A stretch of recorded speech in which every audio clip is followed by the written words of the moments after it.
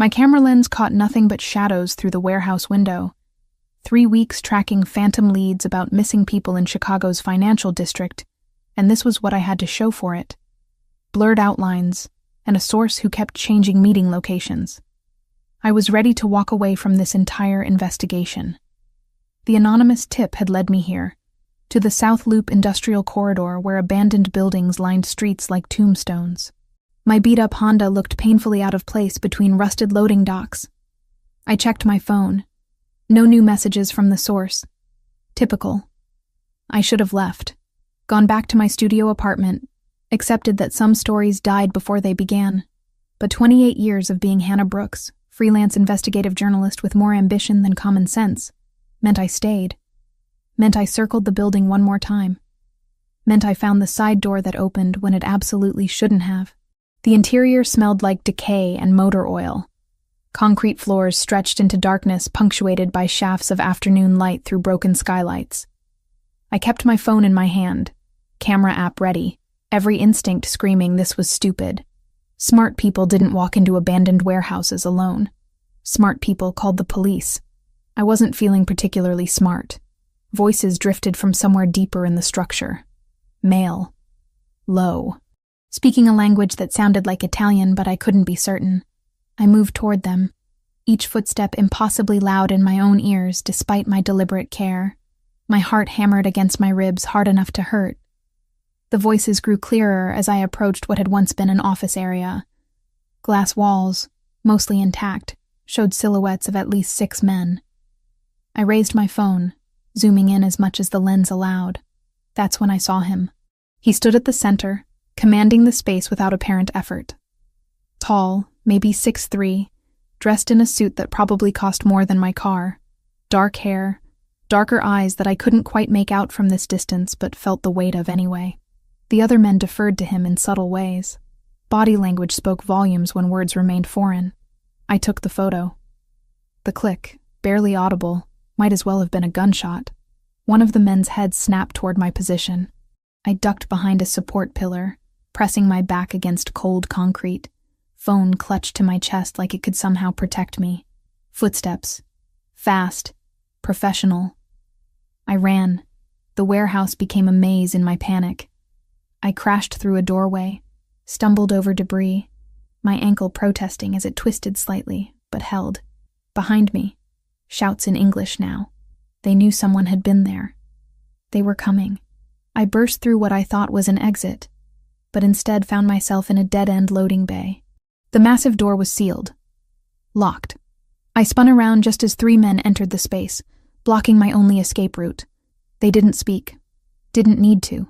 The message was clear in their positions, their hands resting near their waistbands where I absolutely did not want to imagine what they carried.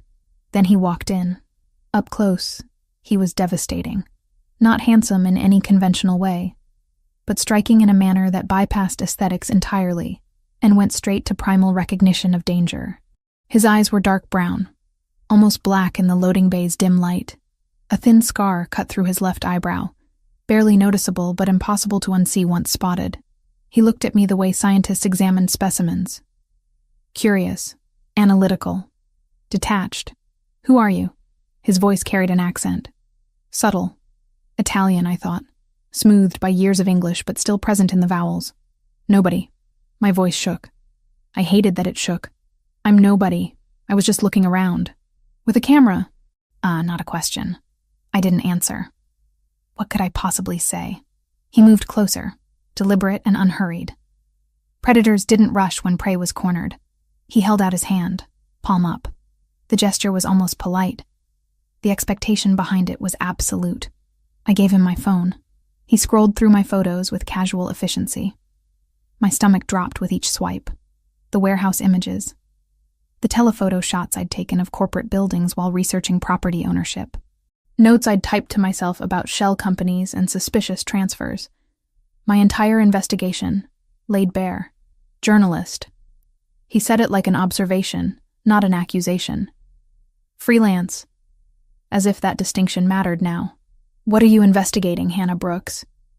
He'd found my name somewhere in the phone, probably my email, my contacts. Places where my identity was scattered like breadcrumbs I'd never thought to hide. Missing persons. The truth seemed safer than a lie. People disappearing from the financial district. No pattern, no ransom demands. Just gone. Something flickered across his expression. Not quite surprise. More like recognition. "And you thought I was responsible?" he asked. "I don't know who you are. But you're about to." He pocketed my phone. "You've put yourself in a complicated position, Miss Brooks. I'll delete everything. I'll walk away. You'll never see me again." The words tumbled out desperate and raw. No. Simple. Final. "You won't."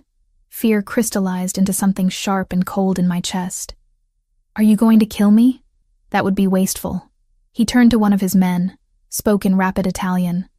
The man nodded and pulled out his own phone, typing something. "What are you doing?" I demanded, courage born from sheer terror. "Making arrangements." He looked back at me, and I saw something in those dark eyes that might have been regret, or might have been calculation. I couldn't tell. "You saw too much to simply leave. But you may have stumbled into something that puts you in more danger than you realize." "What does that mean?" "It means, Miss Brooks, that you're coming with me until I determine exactly how much of a problem you are, and for whom. That's kidnapping." "Yes." No apology in his tone. "It is." Two of his men moved toward me. I backed up until I hit the loading bay door. Nowhere left to go. They didn't grab me, didn't touch me, but their presence was a wall I couldn't cross. "My car will be dealt with. People will look for me. Will they?" He tilted his head slightly. "Freelance journalist. No regular employer. How long before anyone notices you're gone, Miss Brooks?" 3 days. A week? He was right. The knowledge of it burned worse than the fear. "Who are you?" I asked again, but differently this time. Not demanding. Pleading. "My name is Luca Moratoni." He said it like I should recognize it. I didn't.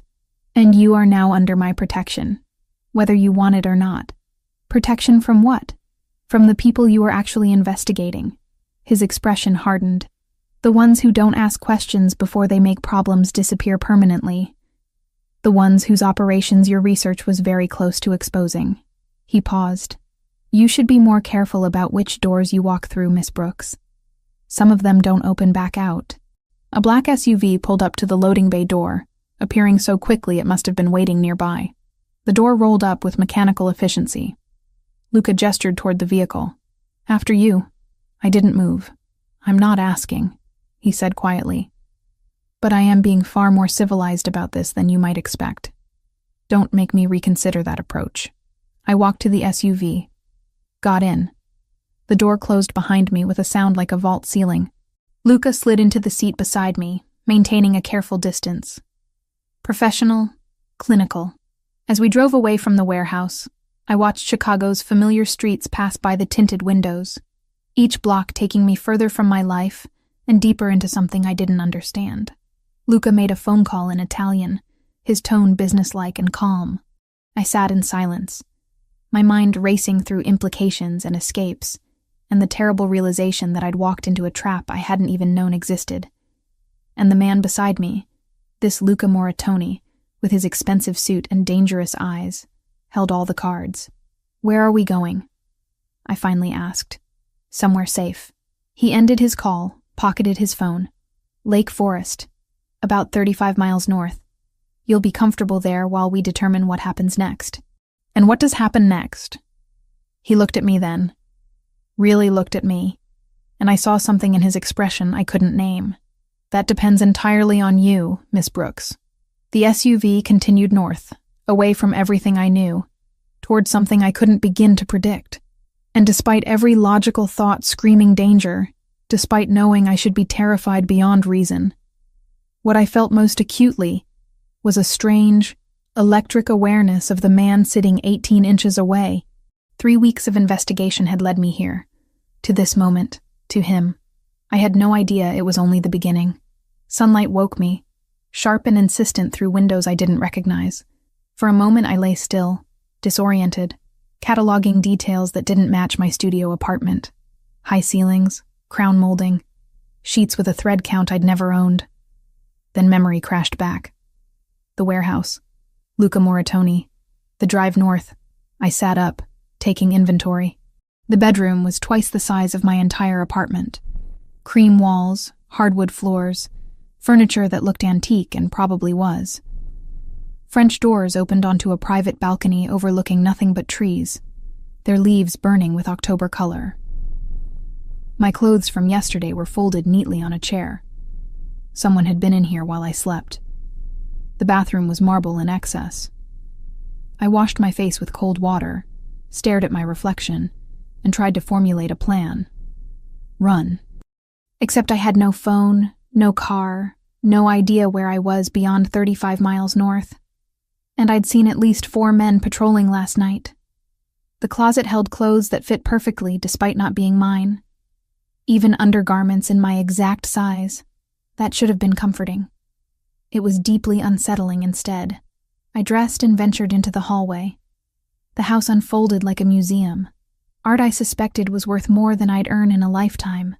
Sculptures on pedestals. A staircase that curved down to black and white marble. I found him in a study. Floor-to-ceiling bookshelves lined 3 walls, packed with volumes that looked old and valuable. The 4th was windows overlooking manicured gardens. Luca sat behind a massive desk, laptop open, phone to his ear speaking Italian. He saw me but only gestured toward a leather chair. I didn't sit. Standing felt like the only power I had.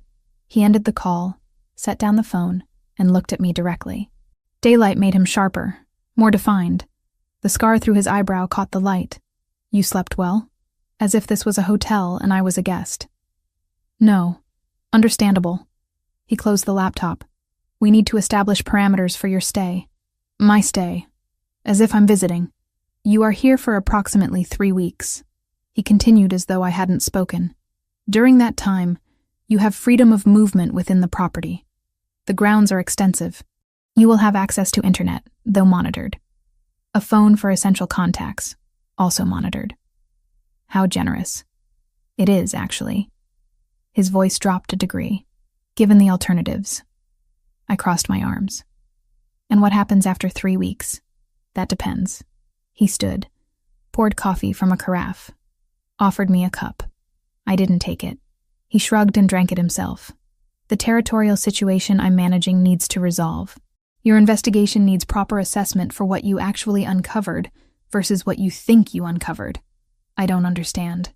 Miss Brooks, you've been digging into disappearances connected to criminal activity. You're correct. But the criminals responsible are not my organization. He picked up a folder, handed it to me. You're supposed to be a journalist. Investigate.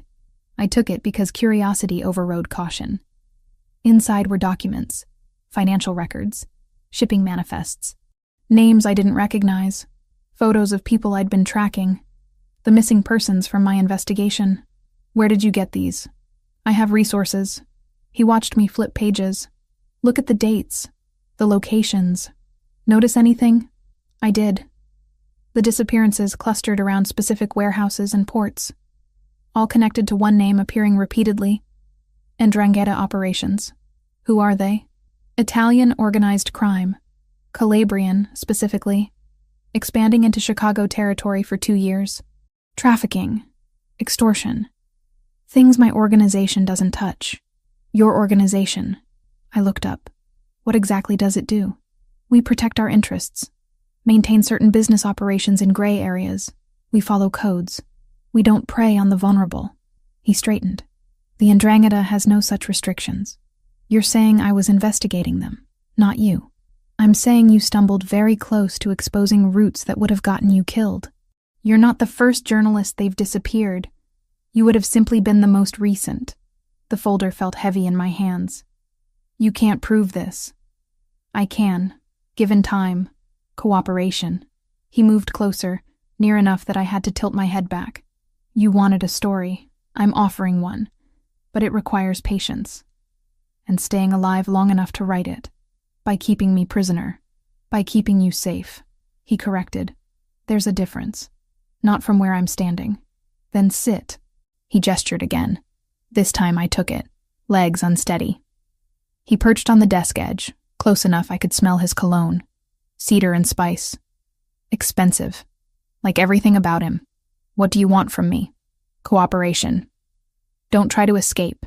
It would be futile and dangerous. Don't contact anyone beyond essential calls. Don't interfere with my business.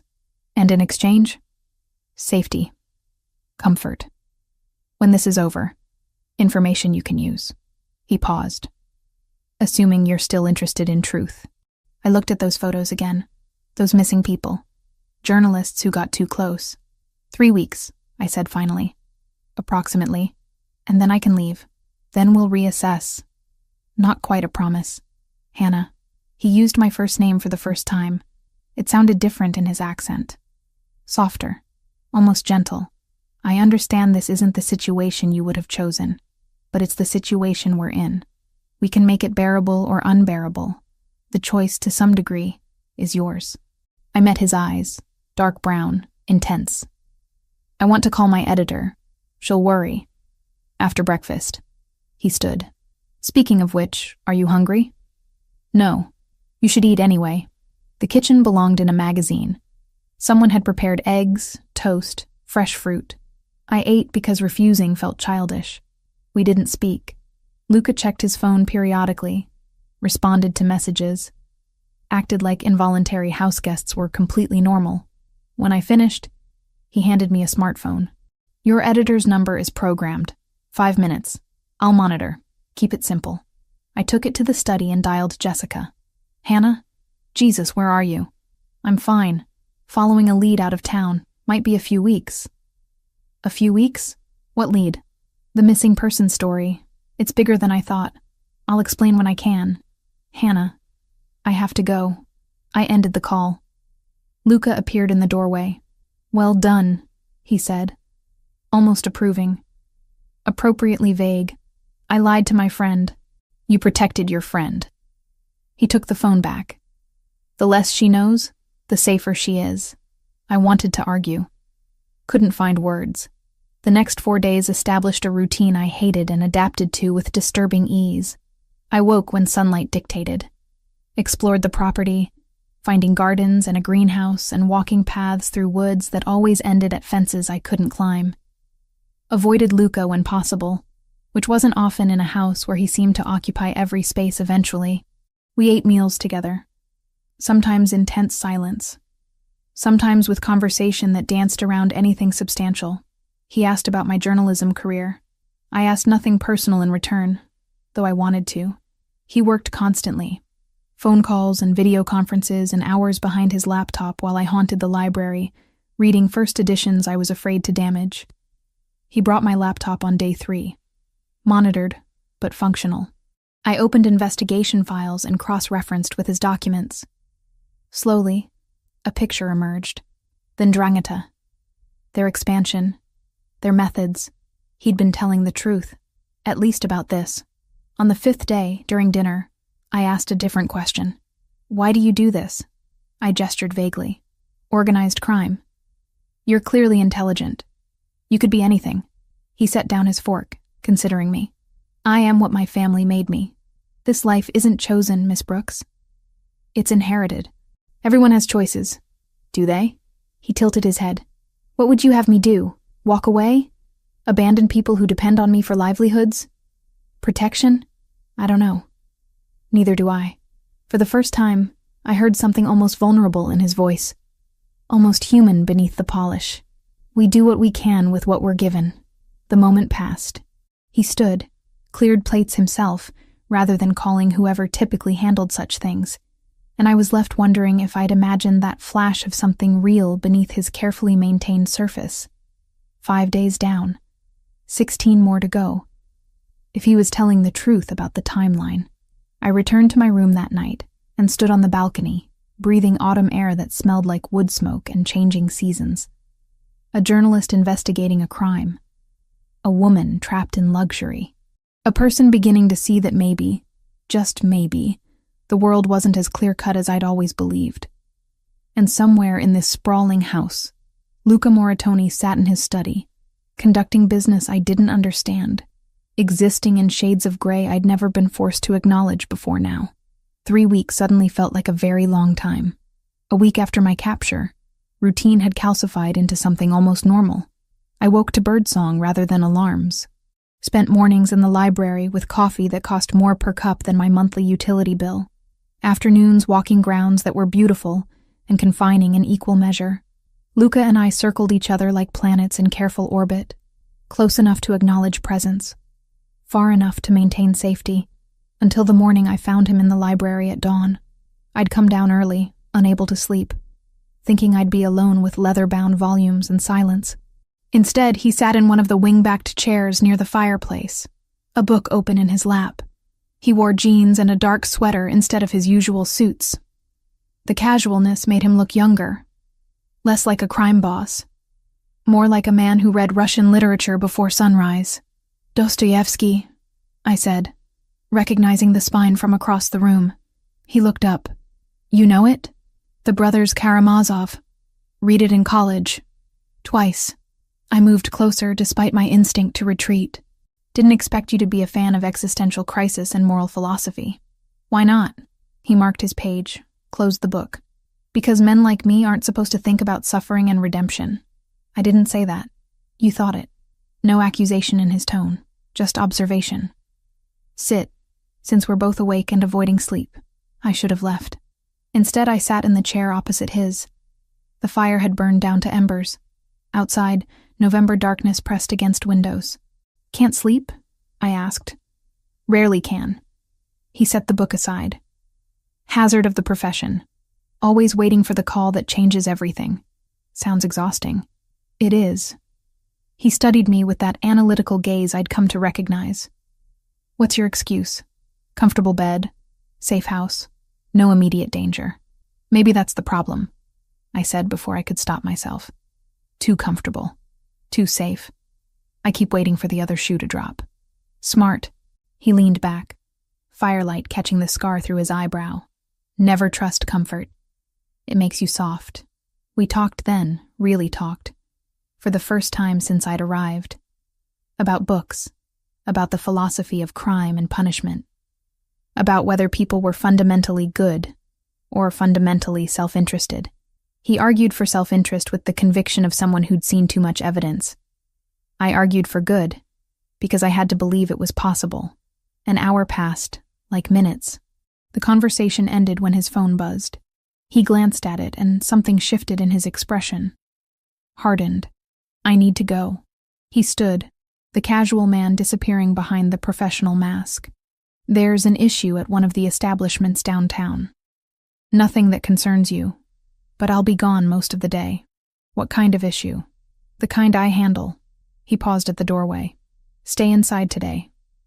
Don't go near the perimeter." "Why?" "Because I'm asking. Not quite a command." "Close enough." He left before I could respond. I spent the morning restless and distracted. Tried to write. Couldn't focus. The conversation from dawn lingered like smoke. For an hour, Luca Moratoni had been someone I could almost like. Someone intelligent and thoughtful and complicated. Then his phone had buzzed and he'd become someone else entirely. By afternoon, I was pacing the house like a caged animal. I found myself at the windows overlooking the drive, watching for the SUV that had left 6 hours ago. Watching for him. When had I started watching for him? 4 o'clock came. Then 5. Then 6. The sun set and darkness swallowed the grounds. I ate dinner alone, something the cook had prepared and left in the kitchen. The silence felt heavier without him. 7 o'clock. 8. My anxiety shifted from annoyance to something closer to concern. What kind of issue took this long? What kind of business required 12 hours? The kind you don't want to think about. My brain supplied helpfully. At 9:30, headlights finally swept up the drive.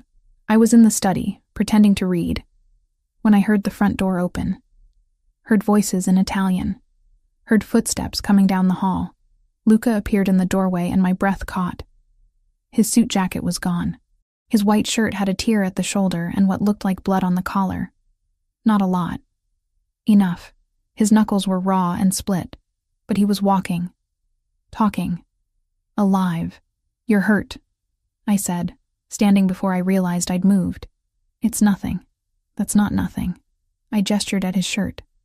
What happened? Nothing that concerns you. The same words from this morning, but with an edge now. Exhaustion. Pain. Something else I couldn't identify. Sit down. I crossed to him. Let me at least look at it. Hannah, sit down. I used my journalist voice. The one that got people to talk when they didn't want to. Unless you want to call a doctor, in which case I'm sure that would be very convenient for your evening. He almost smiled. Almost. Then he moved to the leather couch and sat, wincing slightly. I knelt in front of him, reaching for the buttons of his shirt before I thought better of it. May I? He nodded. I unbuttoned the shirt carefully. The blood on the collar had come from a cut near his collarbone. Not deep, but messy. The kind that bled a lot but wasn't dangerous. His shoulder had bruising already blooming purple and black. First aid kit? I asked. Bathroom down the hall. I found it, returned, and set about cleaning the cut. He didn't flinch when I pressed antiseptic to broken skin. Didn't make a sound. Just watched me with those dark eyes while I worked. What happened? I asked again. Quieter this time. Territorial dispute. Minor. Resolved now. This is minor? You should see the other man. Dry humor threaded through exhaustion. I'd rather not. I taped gauze over the cut, moved to his knuckles. They were worse. Split across 3 fingers on his right hand. I cleaned them gently, feeling the calluses on his palm, the warmth of his skin. You don't have to do this, he said. I know. Then why are you? I looked up, met his gaze. Because you're hurt. Because you came back. Because... I didn't finish the sentence. Wasn't sure how. His hand turned under mine, fingers threading through mine for just a moment before he pulled back. The touch lasted 3 seconds. Maybe less. It felt like longer. Thank you, he said quietly. You're welcome. I finished with his knuckles, packed up the first aid kit, and stood. The air between us felt charged, different. Like something had shifted during those minutes of careful touching and unspoken words. The establishment downtown, I said. Was it the Ndrangheta? Yes. What did they want? What they always want. Territory, profit, control. He leaned back against the couch, looking more tired than I'd seen him, more human. They sent a message. I sent one back. The language of violence is unfortunately very clear. Is it over? For now, these things are never truly over. He looked at me then, something unguarded in his expression. You were worried. I was annoyed you weren't here for dinner. The lie came easily. We both knew it was a lie. Hannah. My name again in that accent. Softer. You felt something when you saw me hurt. Don't pretend otherwise. I would feel something seeing anyone hurt. Would you? He stood, moving closer, not threatening, questioning. Would you have spent the evening watching the drive? Would your hands have shaken when you cleaned wounds that aren't yours to care about? I don't know what you're talking about. Yes, you do. He lifted his injured hand, traced one finger along my jaw. The touch was feather light, electric. You're starting to see me as something other than your captor, and it terrifies you. You're wrong. Am I? His thumb brushed across my lower lip. Tell me I'm wrong, Hannah. Tell me you feel nothing. I should have. Should have pulled away. Should have reminded us both that this was impossible for 100 reasons. Instead, I leaned into his touch, just slightly, and watched something ignite in his eyes. This is a bad idea, I whispered. Terrible. He agreed. Neither of us moved away. The moment stretched, taut and trembling. I could feel my pulse in my throat, could see his chest rise and fall with carefully controlled breathing. We stood at the edge of something that would change everything. His phone rang. The spell broke. He stepped back, pulled out the phone, glanced at the screen. I need to take this. His voice had gone professional again. Cool. Controlled. Like the past 2 minutes hadn't happened. Of course. I retreated to the doorway. Get some rest. You look like you need it. Hannah. I stopped but didn't turn around. It's not wrong, he said quietly. What you're feeling. Neither is being afraid of it. I didn't respond. Couldn't. Just walked back to my room and stood in the dark, replaying the moment his finger had traced my jaw. The moment I'd leaned in instead of away. 7 days into 3 weeks, and I'd just crossed a line I couldn't uncross. Outside, autumn wind rattled the windows. Somewhere in the house, Luca spoke in Italian to someone about business I didn't understand. And I stood in borrowed clothes in a borrowed room, touching my jaw where he'd touched it, wondering what the hell I was doing, wondering if I even wanted to stop. 2 days passed in careful avoidance. I stayed in my room longer than necessary, took meals at odd hours, found excuses to be anywhere Luca wasn't. If he noticed, he didn't comment. But I felt his gaze tracking me when our paths crossed. On the 3rd day, winter arrived. I woke to find the world beyond my windows transformed. Snow blanketed the grounds in white silence. I was in the library when the power flickered. Once, twice, then died completely. The silence was absolute. No hum of heating, no electronic buzz, just snow against windows and my breathing. Footsteps in the hallway. Then Luca appeared, phone in hand, flashlight casting shadows across his face. "Lines are down," he said. "Storm took out infrastructure. Could be hours before power returns. What about the generator? Should have kicked in." He frowned. "I'll check it. Stay here." He built a fire efficiently. Within minutes, flames crackled and warmth spread through the room. "Don't let it die," he said. "Temperature's already dropping. I know how to maintain a fire." "Do you?" The corner of his mouth quirked. "Journalist from Chicago." "When exactly did you learn wilderness survival?" "College boyfriend had a cabin." I crossed my arms. "You'd be surprised what I'm capable of." "No." He held my gaze. "I wouldn't." The air shifted. Charged. Like 3 nights ago when his thumb had traced my lip. His phone buzzed. "I need to check the generator. Lock the door behind me." He left before I could argue. I fed the fire, paced, tried to read by firelight. 30 minutes became an hour, then 2. Outside, snow fell heavier. When the door burst open, I jumped. But it was Luca, covered in snow, shaking. Blood ran down his arm from a gash near his shoulder. "What happened?" I crossed the room. "Generators sabotaged. Someone cut the fuel line." He grimaced. "Rigged a blade trap. Amateur work, but effective. You need stitches. I need to secure the perimeter first." He pulled out his phone, swore. "No signal. Sit down." I pushed him toward the couch. "You're bleeding everywhere and half frozen. The perimeter can wait. It's not that deep. Let me be the judge of that." I retrieved the first aid kit.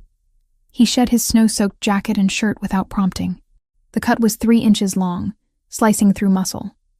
Deep enough to need stitches. "This is going to hurt," I warned. "It already hurts." I cleaned the wound gently. He didn't make a sound, but I felt his muscles tense. Felt the controlled breathing. "The Ndrangheta?" I asked while I worked. "Most likely. They knew this storm was coming. Perfect cover. For what? For making a point. For showing they can reach us here." His jaw tightened. "For reminding me that safety is an illusion." I started butterfly closing the wound. "Not ideal, but it would hold." "Your investigation," Luca said suddenly. "The missing persons. You were tracking patterns, yes?" "Yes. Why?"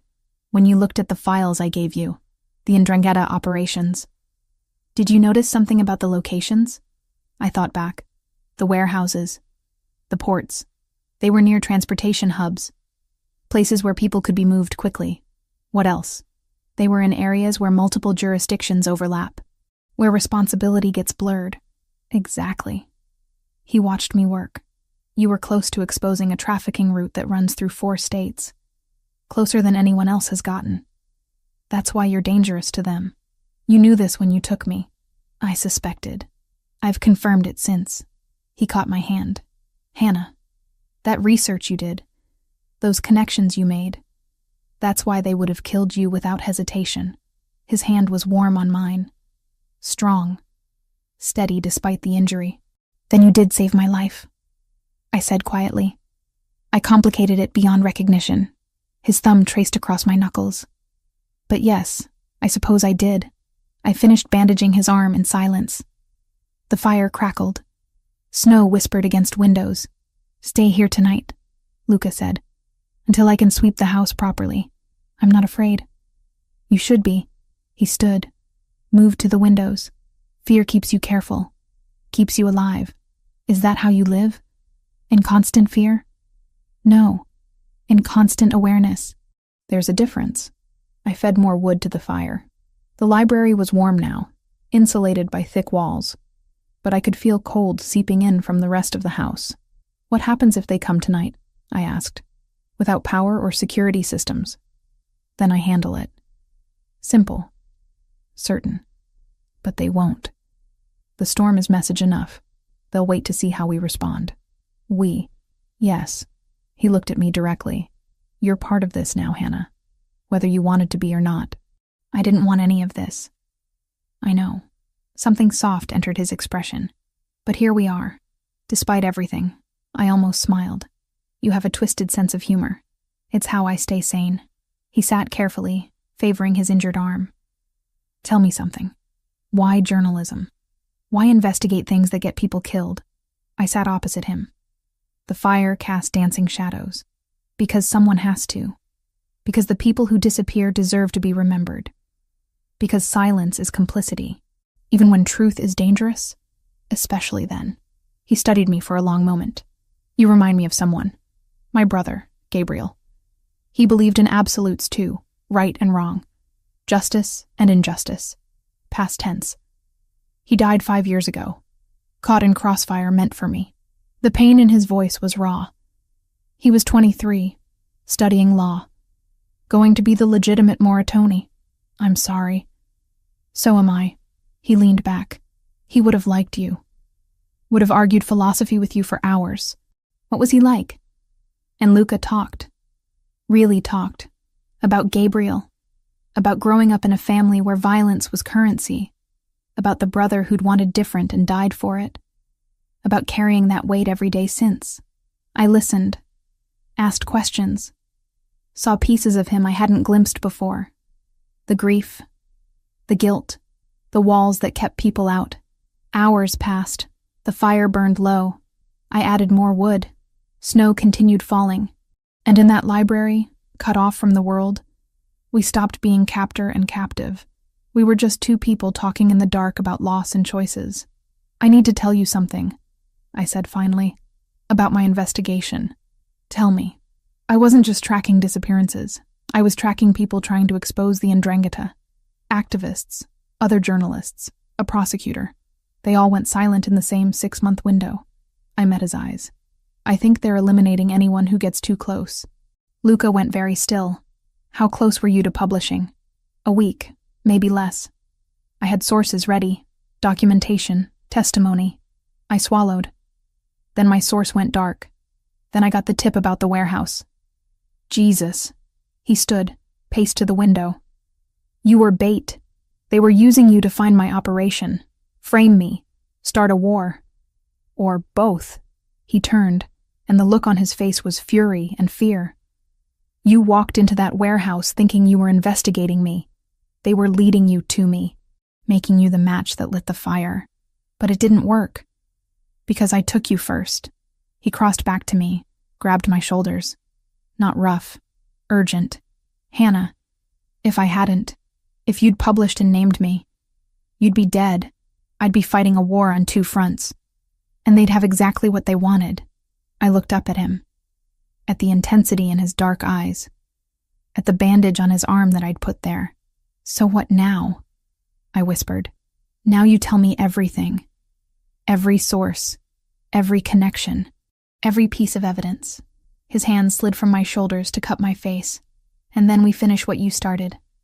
Together. Why would you help me? Because they tried to use you against me. Because they hurt people I'm supposed to protect. His thumb traced my cheekbone. Because you matter. And I'm done pretending you don't. The kiss happened without decision. His mouth on mine. My hands fisting in his shirt.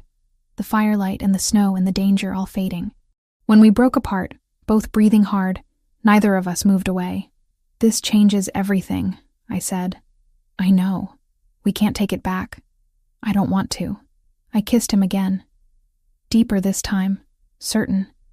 And felt the last walls between us crumble. 3 days later, the storm broke. Power returned. Life resumed its careful rhythm, but everything had shifted. We'd crossed the line. There was no going back now, only forward, together, into whatever came next. 3 weeks since the warehouse, the timeline Luca had promised initially, but everything had changed. I sat in his study while he worked through intelligence reports. We'd fallen into this pattern over the past week. Him handling business, me cross-referencing my investigation files with information his network provided, working together in comfortable silence. My laptop screen showed a map covered in pins. Red for disappearances, blue for Ndrangheta operations, yellow for suspected trafficking routes. The pattern was undeniable now. Comprehensive. Damning. Look at this. I turned the screen toward him. 3 activists went missing within 2 weeks of filing FOIA requests about port inspections. A journalist disappeared 4 days after publishing an expose on labor trafficking. A prosecutor vanished the night before a grand jury hearing. Luca studied the screen, his expression darkening. They're not just moving people. They're eliminating threats systematically. And I was next on that list. You still are. He met my eyes. The difference is now they know I'm involved, that you're under my protection.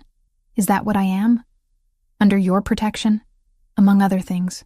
The corner of his mouth quirked, but his eyes remained serious. Hannah, we need to talk about what happens next.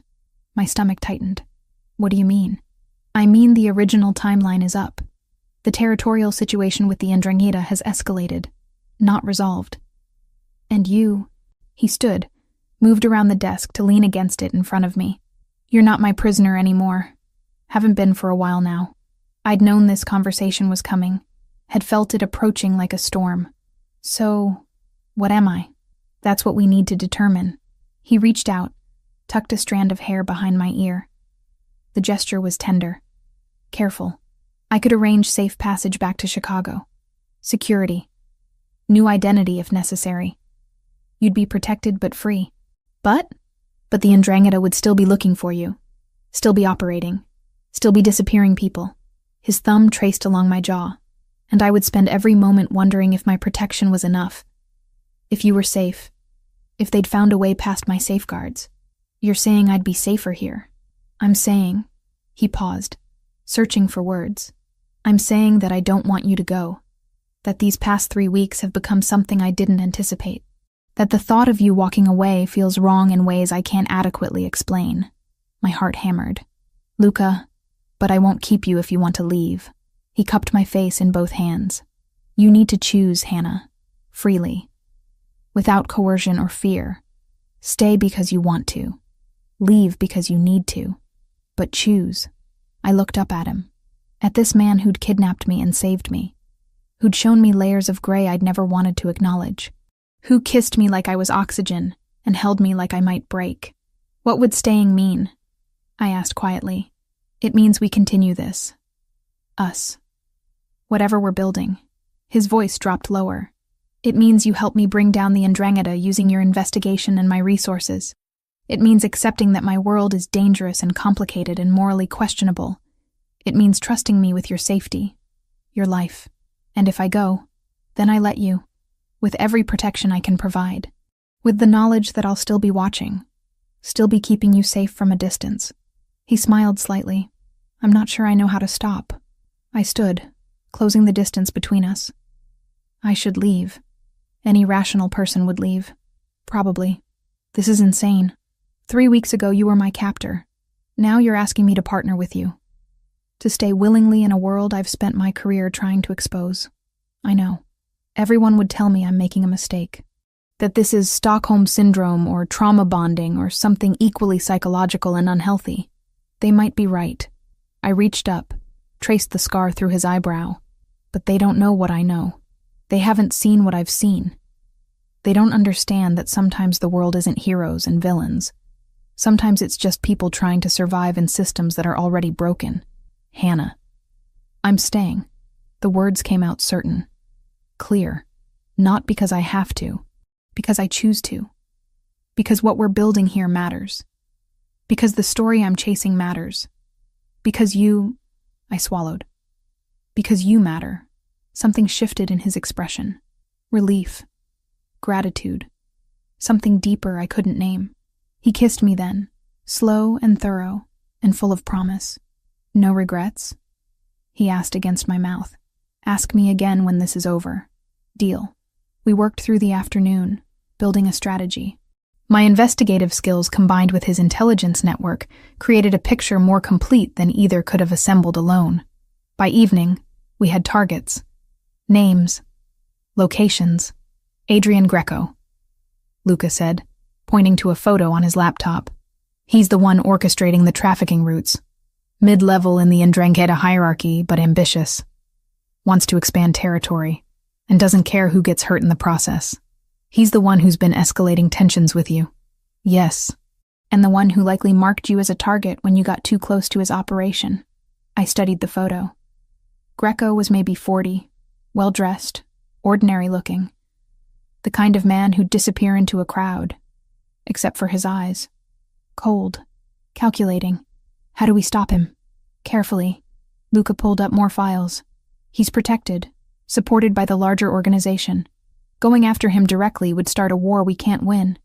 But exposing his operation, cutting off his roots, making him a liability to his own people, that we can do, using my investigation. Using your investigation combined with evidence I can provide. Things I've gathered over months of watching them encroach on my territory. And then what? I publish? We go to the authorities? Both." He looked at me directly. "But it has to be airtight. One chance. If we miss, if they have warning, they'll scatter. Disappear. Rebuild elsewhere. And they'll come for you with everything they have." The weight of it settled over me.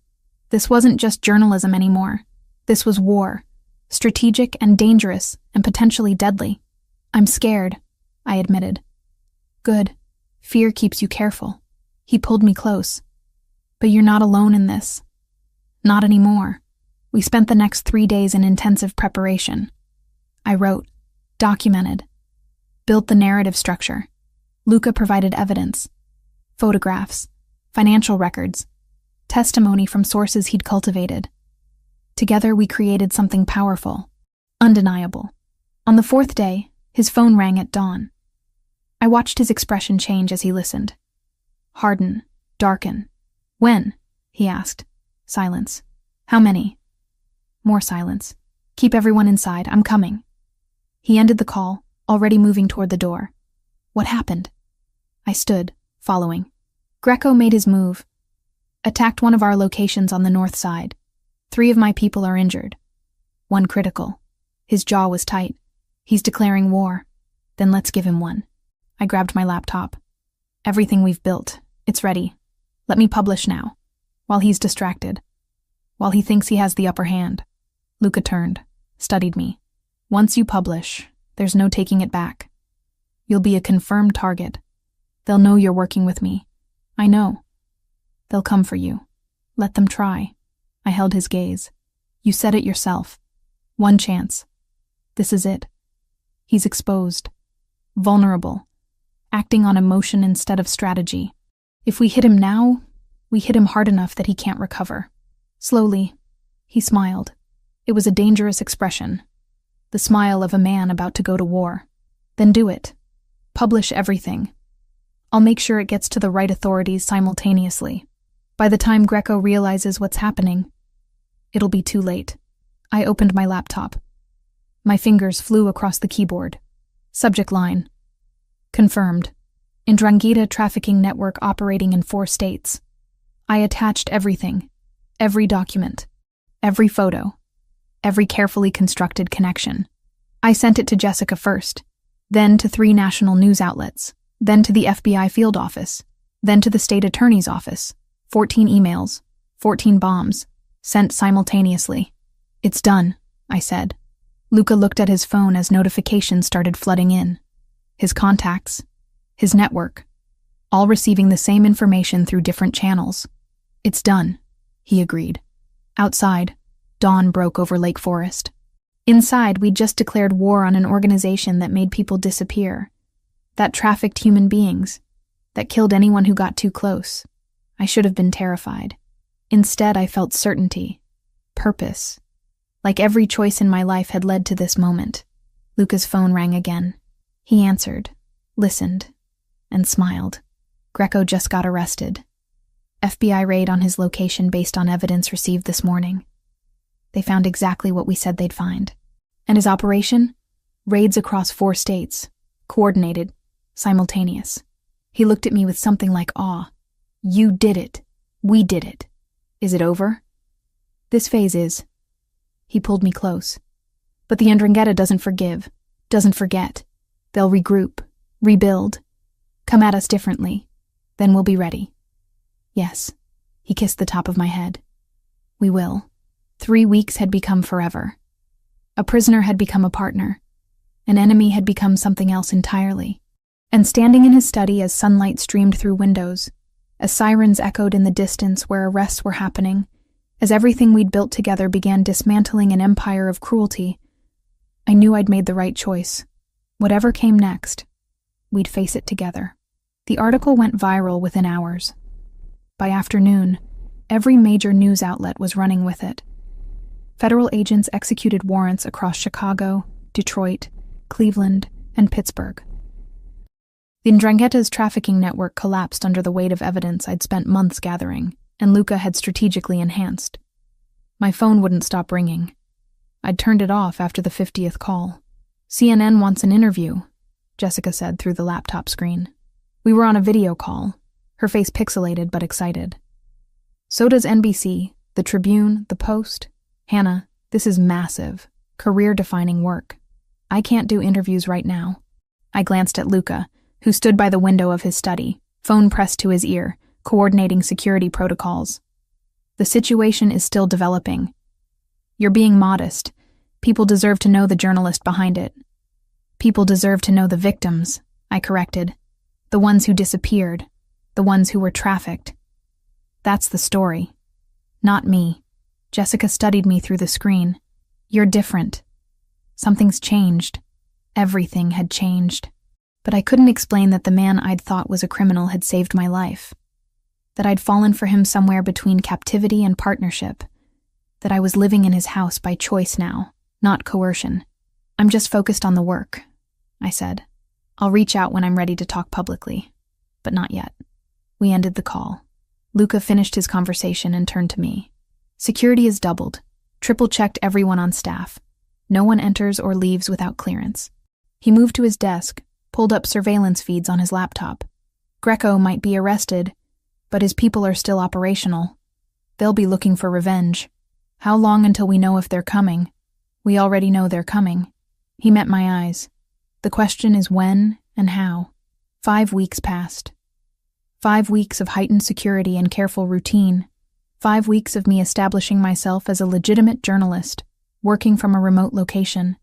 I published follow-up pieces on corruption in port authorities, on victims rescued during the raids, on systemic failures that had allowed trafficking to flourish unchecked, gave carefully controlled interviews via video, built my reputation on the story that had started with me walking into that warehouse. Luca and I fell into a rhythm. Mornings working separately, afternoons comparing notes, evenings that blurred from professional to personal without clear boundaries. We didn't define what we were. Didn't need to. It was enough to exist in this strange, liminal space between worlds. 2 weeks after Greco's arrest, federal prosecutors indicted him on 47 counts. Trafficking, racketeering, murder. The evidence was overwhelming. My investigation combined with testimony Luca had quietly arranged through his network created an airtight case. They're offering him a deal, Luca said one morning, reading something on his phone. Cooperation in exchange for reduced sentence. Will he take it? If he's smart. He set the phone down. But pride makes people stupid, and Greco has always had too much pride. 3 days later, we got our answer. Greco refused the deal, demanded trial, proclaimed his innocence loudly to anyone who would listen. He's gambling, I said, reading the news coverage, hoping the organization will protect him. Get him lawyers. Apply pressure. They won't. Luca's voice was certain. He became a liability the moment he got arrested. The Ndrangheta doesn't protect liabilities. They eliminate them. You think they'll kill him? Eventually. But first they'll focus on the source of their exposure. They'll focus on us. I should have been terrified. Instead, I felt strangely calm, prepared. We'd been planning for this since the moment I hit send on that first email. The attempt came on a Tuesday morning in early December. I was in the library, researching a follow-up piece about corruption in port authorities, when the alarms went off. Not the house alarm. Something different. Deeper. More urgent. Luca appeared in the doorway within seconds. Basement, now. What's happening? 3 vehicles approaching. Unknown. Moving fast. He had a gun in his hand. I'd seen him armed before, but never with that particular expression. Focused. Ready. Hannah. Basement. Don't argue. I didn't argue. Ran for the stairs he indicated. He followed. Entered a code on a keypad I'd never noticed. A door opened to reveal stairs leading down. The basement wasn't a basement. It was a safe room. Reinforced walls. Monitors showing every angle of the property. Weapons locked in a cabinet. Enough supplies to wait out a siege. Stay here. He moved to the monitors, studying the feeds. Security team is engaging. 3 vehicles, approximately 9 hostiles. They're not subtle. Professional? Professional enough. He touched his earpiece, spoke rapidly in Italian. On the monitors, I could see SUVs blocking the drive. Men in tactical gear moving with purpose toward the house. Gunfire crackled through the speakers. Luca's security team engaging from defensive positions. The hostiles returned fire, advancing despite resistance. They're committed, Luca said quietly. This isn't a warning. It's an assault. What do? We wait. My people are trained for this. The house is fortified. Unless they brought explosives, they're not getting in. As if in response, one of the monitors flared white. Explosion. The front entrance. Or they brought explosives, Luca said. His hand moved to the weapon cabinet, opened it. Handed me a gun. Do you know how to use this? Point and shoot? Safety here. Aim center mass. Don't hesitate. He checked his own weapon with practiced efficiency. They're not coming down here. But if they do, if somehow they get past everything else, you shoot anyone who isn't me. Luca, promise me. I promise. He moved back to the monitors. On screen, hostiles breached the entrance. Smoke obscured the footage. His security team engaged, holding them in the entryway. But there were too many. Too determined. Luca spoke into his earpiece. Commands in Italian. On screen, 2 of his men fell back, regrouped. Created a defensive line between the hostiles and the interior of the house. 10 minutes of chaos. Gunfire. Shouting. The monitors showing violence I'd only ever seen in movies. Men fell on both sides. The hostiles pushed deeper into the house. Then sirens. Distant, but approaching. Police, I said. Better. Luca smiled slightly. Federal agents. I called them the moment the alarms went off. On screen, the hostiles heard the sirens too. Began retreating. Fell back toward their vehicles. His security team pressed the advantage, driving them out. By the time law enforcement arrived, the assault was over. 5 hostiles dead. 3 captured attempting to flee. 4 of Luca's security team injured. None fatally. We emerged from the basement to controlled chaos. Federal agents securing the scene. Paramedics treating wounded. Evidence teams photographing everything. Agent Morrison approached. Mr. Muratoni. Miss Brooks. Interesting morning. That's one word for it, I said. We'll need statements from both of you. He looked around the damaged entryway. Though I think we can piece together what happened. Retaliation for your exposé, Miss Brooks. And Drangheta sending a message. They sent it, Luca said. My people received it, and returned it with interest. We gave statements, answered questions, watched as agents hauled away the 3 surviving hostiles. By evening, the scene was cleared. The house was silent again except for repair crews working on the damaged entrance. I stood in the library, looking at the windows, realizing how close we'd come, how easily it could have ended differently. Luca found me there. You're shaking, he said gently. Adrenaline wearing off. Come here. He pulled me close. I buried my face against his chest, finally allowing myself to feel the fear I'd been suppressing. They could have killed us, I whispered, but they didn't. We were ready. We survived. Is this my life now? Constant threat? Armed security? Panic rooms? He pulled back to look at me. I won't lie to you. This world, my world, comes with dangers. You knew that when you chose to stay. But Hannah, you exposed an entire trafficking network. You saved lives. That has consequences. Would have had consequences even without me. He was right. The moment I'd started investigating the 'Ndrangheta, I'd put myself in their crosshairs. Being with Luca had complicated things. But it hadn't created the danger. It had just changed how we faced it. I don't regret staying, I said. Even after this morning? Especially after this morning. I looked up at him. Because when everything went to hell, you protected me. Because your people fought for us. Because we're building something here that matters. He kissed me then. Soft and careful. Like I was something precious. 2 weeks later, the 3 captured hostiles made deals. Testified against the 'Ndrangheta leadership in exchange for reduced sentences.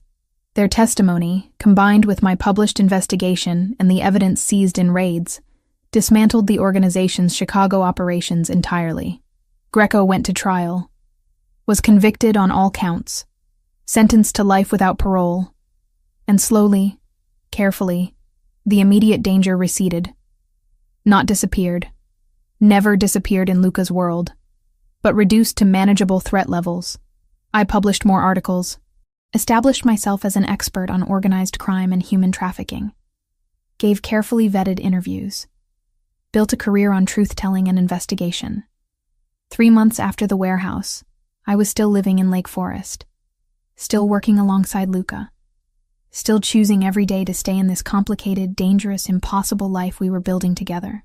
And when he introduced me to the other family heads at a meeting he couldn't avoid, presenting me not as property, but as partner, as someone who'd helped protect territorial interests while exposing traffickers, I saw respect in their faces.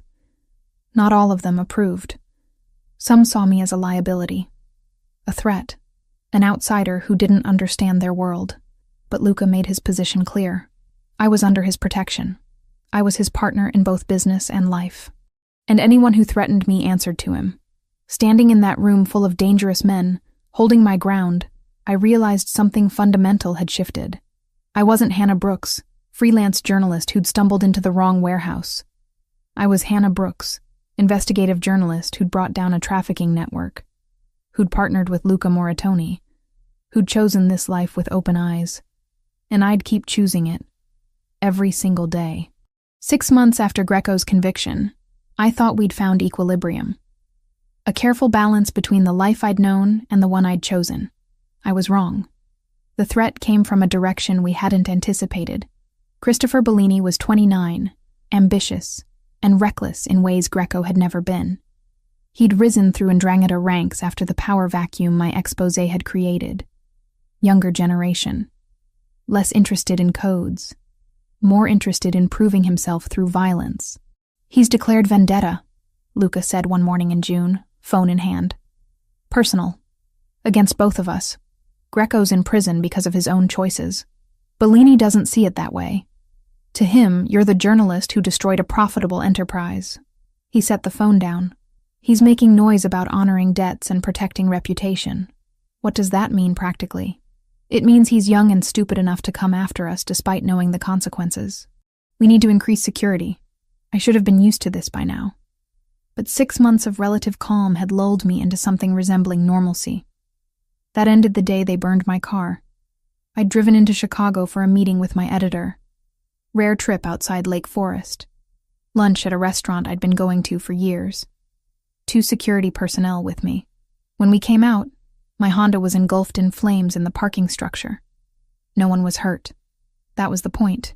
This wasn't an attempt on my life. It was a message. We can reach you. Luca met me at the property, his expression darker than I'd ever seen it. This stops now, he said. You don't leave the property. Not until Bellini is handled. You can't just lock me up again. I'm not locking you up. I'm keeping you alive. He grabbed my shoulders, urgent. Hannah, they burned your car in broad daylight. That's bold. That's someone who doesn't care about exposure.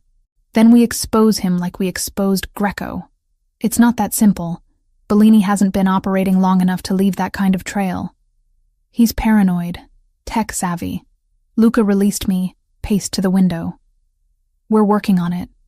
But it takes time. How much time? I don't know. Days blurred into weeks.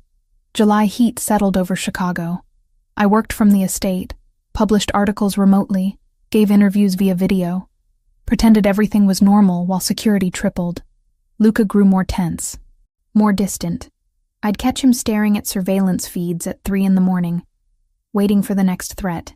"Talk to me," I said one night, finding him in his study after midnight. "There's nothing to talk about. You're barely sleeping, barely eating. You're running yourself into the ground. Someone has to." He didn't look away from the screens. "Bellini's getting bolder. 2 more incidents this week. Let me help." "You are helping. By staying safe." "That's not helping. That's hiding." "Then hide." He finally looked at me, and I saw fear beneath the anger. Raw and honest. "Because I can't do this if I'm constantly worried about you being the next target." The argument that followed was our first real fight. Loud, heated, full of things we'd been avoiding. I accused him of being controlling, of reverting to the man who'd kidnapped me. He accused me of being reckless, of prioritizing pride over survival. We both said things we regretted. I slept in a different room that night, lay awake wondering if we'd just broken something that couldn't be fixed. Morning brought clarity and apology. Both of us. Meeting in the kitchen at dawn. "I'm scared," Luca admitted. "More scared than I've been in years, because losing you isn't theoretical anymore." "I'm scared too," I said, "but I can't live in a cage, even one built with the best intentions. That's not living, that's surviving." "Then what do? We find middle ground. You protect me, but you don't suffocate me. We handle this together." I took his hand. Like everything else. He squeezed my hand. "I'm not good at middle ground." "I know. Learn." 2 days later, Jessica was taken. The call came at 9 a.m. Unknown number. Bellini's voice, young and arrogant. "You destroyed something valuable, Miss Brooks. Now I've taken something valuable from you." "Fair trade, yes." My blood went cold. "Who?" "Your editor. Jessica Carter. She's alive. For now." Luca was already tracing the call, fingers flying across his keyboard. "What do you want?" I asked. "You. Public retraction of your exposé. Admission that you fabricated evidence." Bellini laughed. "And then maybe I let her go." "Maybe. You know I can't do that. Then your friend dies. Slowly. Painfully." The call ended. I looked at Luca. "Tell me you got something." "Location. Approximate. West Side Industrial Area." He was already making calls. "He's using her as bait. Wants you to come running. Then we don't run. We plan." I pulled up maps, cross-referenced with property records.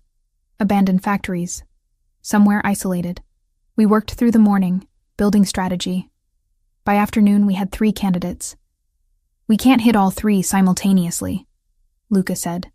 "Then we make him tell us which one." I pulled out my phone. I call him back. Tell him I'm ready to cooperate. He'll take me to wherever he's holding Jessica. "Absolutely not. It's the only way. It's suicide. I won't be walking in alone." I met his eyes. "You'll be there. Your team will be there. And we'll have federal agents on standby. Morrison owes us." Luca stared at me for a long moment. This is exactly the kind of reckless plan I was afraid of. Good thing I learned from the best. I held up my phone. "Do we call him, or do we let Jessica die?" He swore. In Italian. Then nodded. I made the call. Bellini was predictable. Agreed to meet that evening. Gave me an address. West Side. Exactly where we'd guessed. "Come alone," he said. "Or she dies. I'll be there. 6 hours to prepare." Luca coordinated with Morrison. Federal agents would stage nearby. His security team would infiltrate the perimeter, create overlapping fields of fire. "You wear a vest," Luca said. Non-negotiable.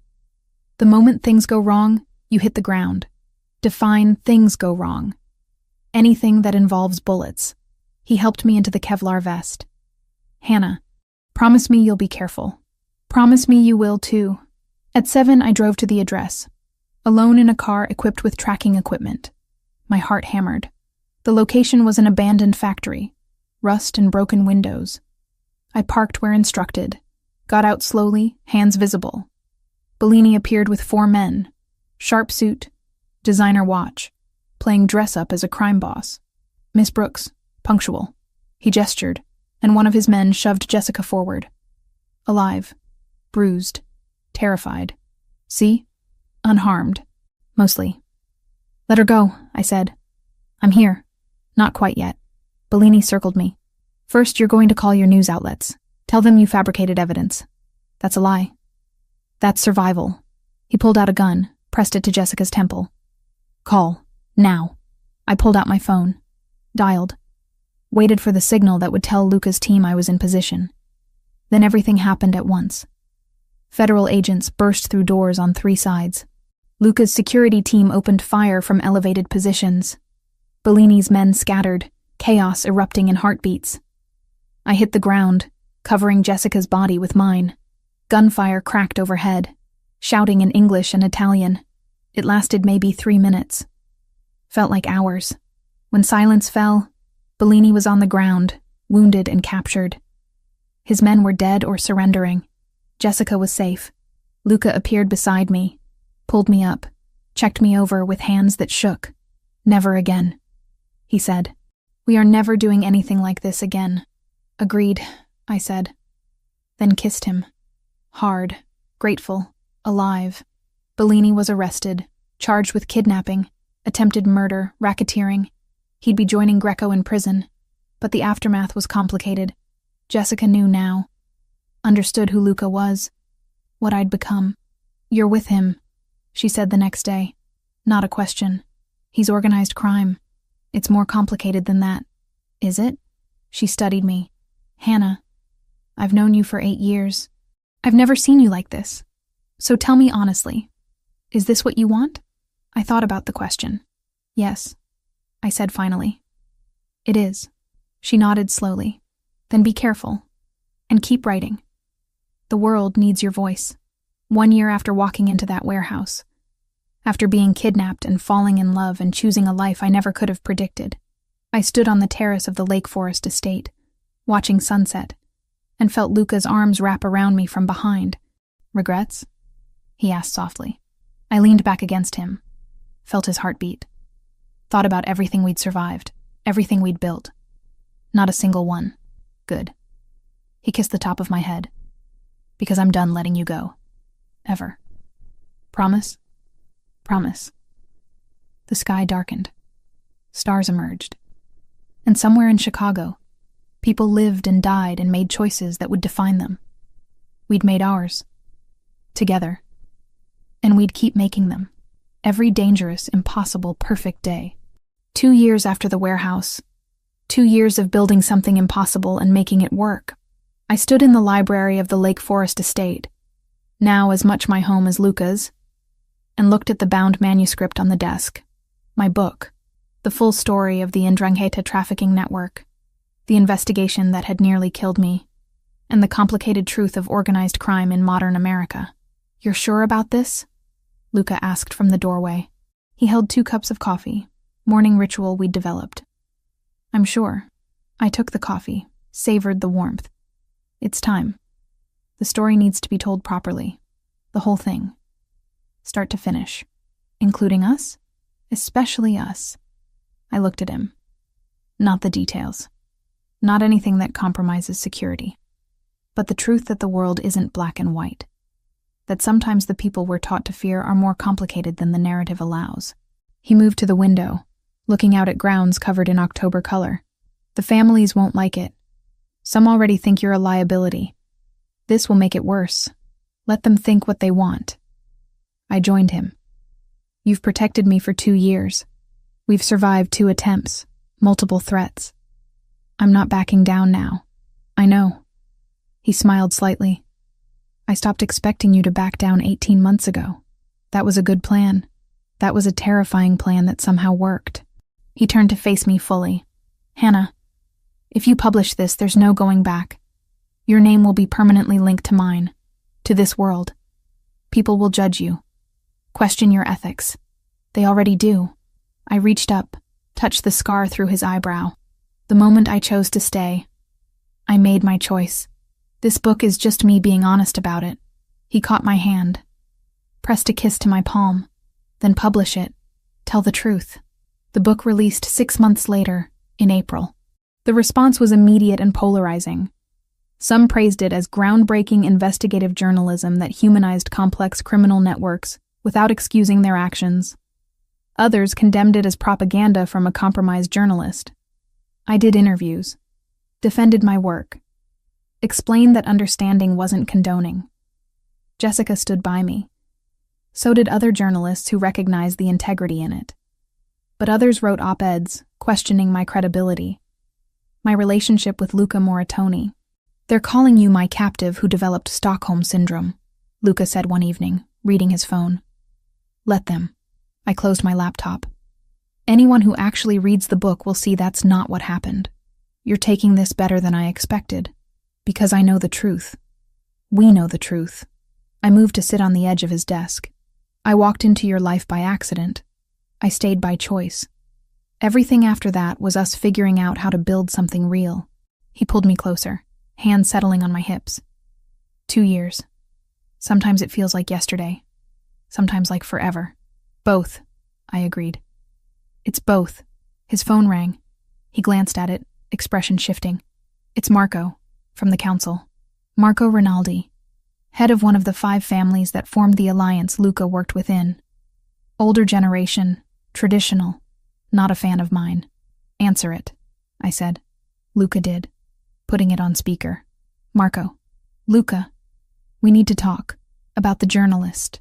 About her book. I'm aware of the book. I read it before publication. Then you know she's made us all targets. Exposed operations. Named names. She exposed the Ndrangheta. Not us. There's a distinction. The authorities don't care about distinctions. This brings heat we don't need." Marco's voice was hard. "The council wants to meet. Discuss this situation. Discuss her." I felt Luca tense. "What exactly are you suggesting?" "We're suggesting that having a journalist in your home, writing about our business, is a problem that needs addressing. She's under my protection. That hasn't changed. Then perhaps your protection needs to be reconsidered." The threat was clear. Not against Luca directly. Against me. Against his position if he continued defending me. "Marco," Luca's voice dropped to something dangerous. "I've built relationships, expanded territories, and handled threats that benefited all of us for 5 years. I've earned my seat at your table. And I'm telling you now, clearly, that Hannah Brooks is not negotiable. She's mine to protect. And if the council has a problem with that, they can bring it to me directly." Silence. Then a sigh. "You're willing to risk everything for her?" "Yes." Another pause. "The council meets next week. Thursday. Chicago. You'll attend. Bring her." "Why?" "Because if she's going to be part of your life, part of our world by proxy, then we need to see what we're dealing with. Need to understand if she's an asset or a liability." Luca looked at me. I nodded. We'd known this was coming. "We'll be there," Luca said. The call ended. "You don't have to do this," Luca said immediately. "I can attend alone." "No." I slid off the desk, paced to the window. Running doesn't solve anything. They want to meet me? Fine. Let them see that I'm not some naive journalist. I know exactly what your world is. And I'm still here. They'll question you, challenge you, try to find weaknesses. Good. I turned back. Because I've faced federal agents, rival criminal organizations, and attempted murders. I can handle a meeting with some old men who don't like that their world is changing. He almost smiled. Some old men who could have us both killed. But they won't, because you've made yourself valuable. And because killing a journalist who just published a major book would bring exactly the attention they're trying to avoid. You've been paying attention. I've been living here for 2 years. I've learned how this works. Thursday came cold and clear. We drove into Chicago, security team in 2 additional vehicles. The meeting location was a restaurant in Little Italy, closed for the afternoon. 5 men waited inside. Marco Rinaldi, Anthony Caruso, Vincent DeLuca, Joseph Colombo, Samuel Morrison. They studied me as we entered, assessing. "Gentlemen," Luca said, "thank you for agreeing to meet." "We didn't agree," Marco said. "We demanded." He gestured to chairs. "Sit." We sat. I kept my expression neutral, professional, confident without arrogance. "Miss Brooks," Marco began, "your book has caused quite a stir. That was the intention. Journalism should provoke thought. Journalism should also know when to stay silent. I disagree. The Ndrangheta was trafficking people. That truth needed exposure. And in exposing them, you cast attention on all of us. I made people look at a specific organization engaged in specific crimes. I was careful to distinguish between groups." Vincent DeLuca leaned forward. "You live with Luca Moratoni. You're in a relationship with him. How are we supposed to believe you're objective?" "I never claimed objectivity. I claimed truth. And the truth is that organized crime is more complicated than most people understand. That doesn't make it right, but it does mean we need to look at it honestly." "Pretty words," Anthony Caruso said. "But you're still a journalist sleeping with a made man." "No." I met his eyes.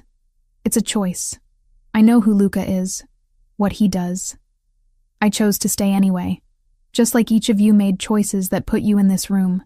We all navigate morally gray areas. The difference is I'm honest about it." Silence fell. The 5 men looked at each other. "You have courage," Samuel Morrison said finally. "Most civilians brought before this council are terrified. I'm not most civilians. And I'm not here to be judged. I'm here as a courtesy." I leaned forward slightly. "You don't control me. You don't dictate what I write. I will continue investigating, continue publishing.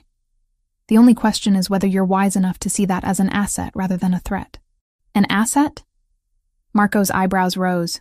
"Explain." "I have credibility in mainstream journalism. I have contacts in federal law enforcement.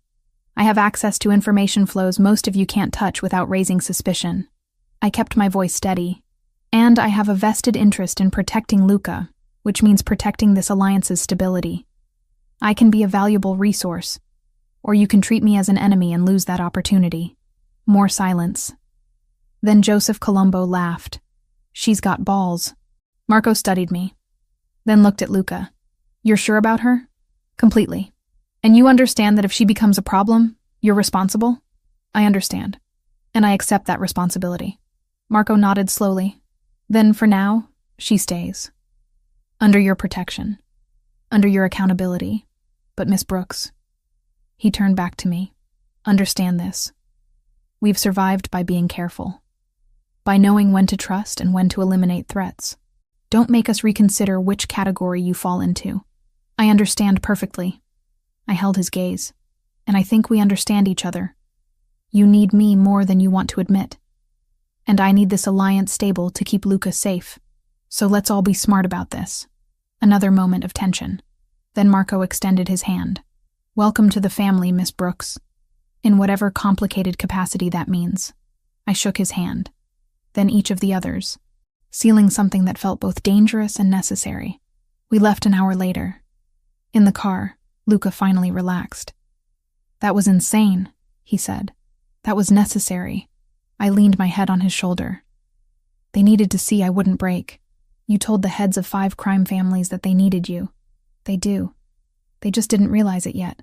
He laughed. Actually laughed. "I love you. You know that?" The words hung in the air. We'd said them before, but saying them now, after facing down the council together, felt different. Final. Real. "I know," I said. "I love you too. 2 years after a warehouse, after being kidnapped and falling in love, after choosing a life that made no sense on paper, but worked perfectly in reality." We drove back to Lake Forest as evening fell, back to the estate that was home, back to the life we'd built in the spaces between light and shadow. And somewhere in Chicago, 5 men who ran criminal empires talked about the journalist who dared to walk into their world and claim a place in it. I'd made my choice. Luca had made his. And together, we'd keep making them. Every dangerous, impossible, perfect day.